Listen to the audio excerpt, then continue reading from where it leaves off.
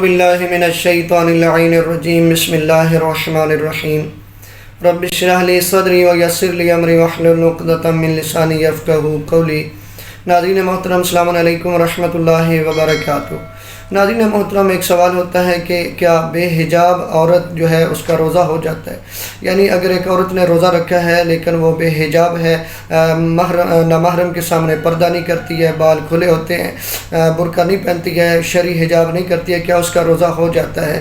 تو اس کا جواب یہ ہے کہ جو وہ حجاب نہیں کر رہی، جو وہ پردہ نہیں کر رہی نامحرم سے، اس سے گناہگار ضرور ہے لیکن اس کا روزہ باطل نہیں ہوتا، روزہ اس کا ہو جاتا ہے۔ لیکن اس عورت کو یہ ذہن میں رکھنا چاہیے کہ جیسے روزہ خدا کی قربت کا ذریعہ ہے، جیسے روزہ خدا کی قربت کا ذریعہ ہے، روزہ رکھنے سے خدا راضی ہوتا ہے، ایسے ہی اس کا حکم یہ حجاب ہے۔ اگر اس پہ آپ عمل کرو گی، اگر آپ حجاب کرو گی، اگر آپ پردہ کرو گی نامحرم کے سامنے، تو پروردگار آپ کو آپ کی عبادت کو چاند لگا دے گا۔ وگرنہ یہ ذہن میں رکھیے گا، قبولیت روزہ کے لیے اسے توبہ کرنی چاہیے، کیونکہ سب سے بڑی بات یہ ہوتی ہے کہ عمل کر لینا بڑی بات نہیں ہے، عمل کر لیتے ہیں، بڑے لوگ عمل کرتے ہیں، بڑی بات یہ ہے کہ انسان کا عمل شرف قبولیت تک پہنچ جائے، انسان کا عمل جو ہے وہ قبول ہو جائے۔ جناب ابراہیم اور جناب اسماعیل علیہ السلام نے جب کعبہ کی تعمیر کی بنیادوں کو اٹھایا تو کیا فرمایا؟ دعا مانگی، پروردگار ہماری اس محنت کو قبول فرما لے، اس ہماری عبادت کو قبول فرما لے، اس ہمارے عمل کو قبول فرما لے۔